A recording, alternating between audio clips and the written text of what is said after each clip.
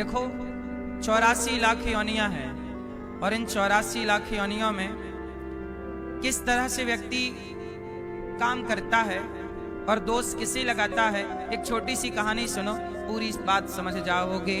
एक राजा थे, उन राजा ने, बहुत ध्यान से सुनना, कितने लोग सुन रहे हैं ध्यान से? अनिरुद्धाचार्य जी एक कथा सुनाते हैं 84 लाख योनियों में भटकने वाली, जहाँ एक राजा था और उसने क्या कर्म किए, क्या कैसा उसको फल मिला और फिर उसे 84 लाख योनियों में किस तरह भटकना पड़ा। ये सारी चीज़ें बताते हैं कथा में आने जाने के बारे में। राधे राधे। शांति से बैठो, सुनो। एक राजा थे, राजा के 3 मंत्री को बुलाया। राजा ने बोला, मंत्री यहाँ आओ। 1 2 3 मंत्री। कहा जाओ, झोला लो, बगीचे में फल लगे हैं, एक एक झोला ताजे ताजे फल भर के लाओ। राजा ने आदेश दिया, तीनों मंत्रियों को जाओ, एक एक बैग झोला ताजे ताजे फल लाना है। तीनों को बगीचे में भेज दिया। एक मंत्री गया, पेड़ पर चढ़ा, ताजे ताजे फल समेटने लगा क्योंकि राजा की आज्ञा है। दूसरा मंत्री थोड़ा आलसी था, बोला कि टाइम बहुत है, भर लूंगा फल, और सो गया। वो बिस्तर पे लेटा, मतलब वहीं बगीचा था, घास थी, छाया थी, ठंडी हवा थी, बोला थोड़ा विश्राम कर लूं, लेटा तो सो गया। तीसरा, बगीचे का जो माली था, जो बगीचे का रख रखाव करता था, तीसरा मंत्री उस माली से बोला कि बगीचा में कितने पेड़ हैं, कितना फल होता है, कौन खरीदता है, कौन बेचता है, कौन हिसाब किताब करता है। अब वो करने लगा बात, तो बात करने में उसका समय खर्च। दूसरा सो गया, सोने में समय खर्च। और तीसरा पेड़ पर चढ़कर समेट रहा है ताजा ताजा फल। तब तक क्या हुआ, राजा ने तीनों मंत्रियों को आदेश दिया, आ जाओ, चलो, काम पूरा हो गया। अब जब तीनों को आदेश मिला कि चलो वापस, इतना ही टाइम था आपके पास, चलो। और जैसे ही सूचना आई कि वापस राजा साहब बुला रहे, तो जिसने ताजे ताजे समेटे, ताजे ताजे भर रहा था चढ़कर, वो तो बोला चलो, भर गया मेरा बैग। लेकिन जो सो रहा था उसका बैग तो खाली था। अब वो बोला क्या करें, तो जो नीचे बिखरे हुए थे वही जल्दी जल्दी भर लिया बैग में। नीचे थोड़ा माटी पत्थर, ऊपर फल। और जो पंचायत में लगा था बाहर, वो तो उसे जो अब सड़े सड़े रह गए, क्योंकि ताजे ताजे तो पेड़ पे चढ़ के ले लिया उसने। जो फिर भी ठीक ठाक थे वो सोने वाले ने, और जो पंचायती था वो, उसके हाथ तो बिल्कुल सड़े पचे आए। राजा ने तीनों को बुलाया, चलो आओ। तीनों का झोला तैयार। राजा साहब ने कहा कि तुमने झोले में फल भर लिए? हाँ साहब, भर लिए। अब बताओ करना क्या है? राजा साहब ने कहा कि इन तीनों मंत्रियों को जेल में डाल दो, अलग अलग अलग अलग, और खाने को वही देना जो इन्होंने इस झोले में भरा है। तीनों मंत्रियों को अलग अलग जेल में डाल दिया। अब जो मंत्री पेड़ पर चढ़ के ताजे ताजे फल समेट रहा था, उसका तो कुछ नहीं बिगड़ा, क्योंकि उसने 2 सवेरे खाए, 2 शाम को खाए, बढ़िया खुश, झोले में उसने ज्यादा फल भर लिए। अब जो सो गया था, उसके झोले में। पूरी कथा अवश्य सुने, कितनी मज़ेदार और कितनी रोचक कथा है, कितनी ज्ञानवर्धक है। एक बार पूरी कथा आप जरूर सुने। राधे राधे। पुराने फल थे गिरे हुए, कोई 2-4 दिन पहले गिरा था, वो कुछ सड़ रहे थे। अब वो कुछ सड़े फल खाया तो बीमार पड़ गया।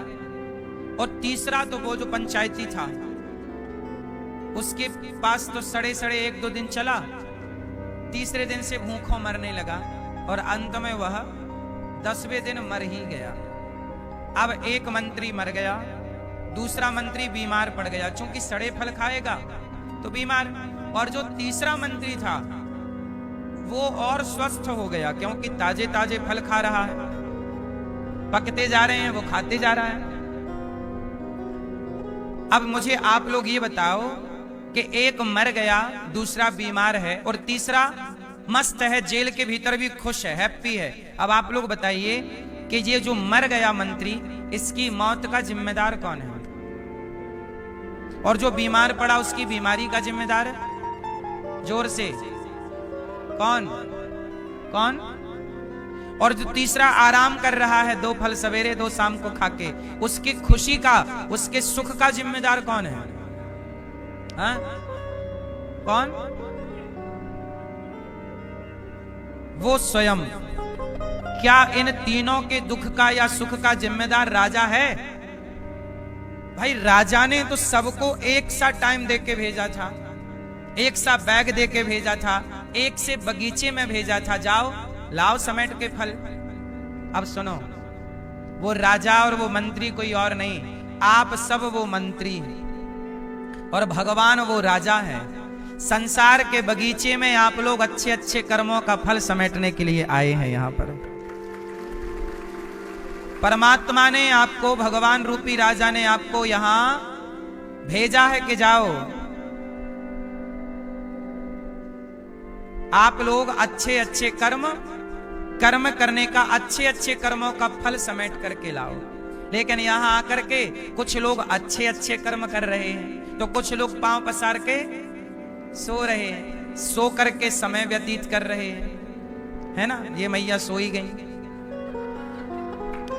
और कुछ लोग पंचायत कर रहे हैं, कुछ लोग पंचायत प्रपंच करके, चुगली निंदा करके समय बर्बाद कर रहे हैं, कुछ लोग सो करके संसार के विषयों में समय बर्बाद कर रहे हैं। और जो व्यक्ति अपने समय का जिस तरह उपयोग करता है, क्योंकि आप अपने टाइम पर जो कमाओगे, अच्छा कमाओ या बुरा कमाओ, वो आपकी संपत्ति बन जाएगी और वही आपको मिलना है।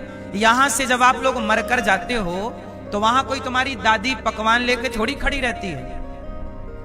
यहां जो तुमने किया होता है, अच्छा बुरा कर्म, वह कर्म ही तुम्हें वहां तुम्हारा इंतजार करता हुआ मिलता है। वहां तुम्हारी दादी इंतजार नहीं करती।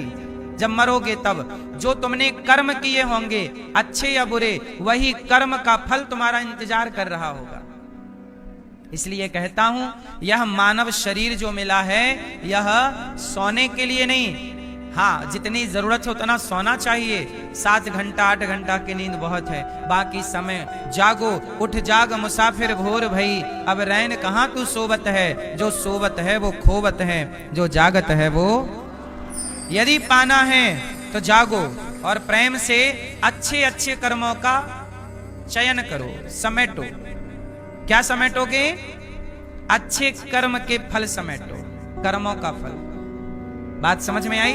क्योंकि यदि आपके कर्म बिगड़े और मानव शरीर से गलतियां हुई तो फिर 84 लाख योनियों में पड़ोगे, नाली का कीड़ा फिर बनना पड़ेगा आपको, फिर कुत्ता बनोगे, फिर बिल्ली बनोगे, और ये 84 भोग कर फिर मनुष्य बनोगे, और फिर वहां गलती कर गए फिर गिरोगे। ऐसे आप लोग करोड़ों बार गिर चुके हो।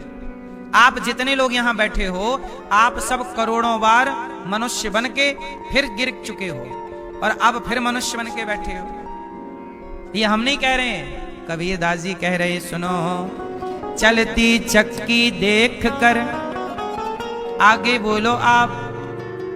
चलती चक्की देख कर दिया कबीरा रोय, 2 पाटन के बीच में साबुत बचाना कोई। क्या मतलब हुआ इसका? चलती चक्की देखकर कबीरदास जी रो रहे थे। क्या देखकर? चक्की को देखकर। कौन सी चक्की? जिंदगी की चक्की, जीवन और मरण की चक्की है। 2 पहिया होते हैं चक्की में, एक पहिया जिंदगी का, जन्म का,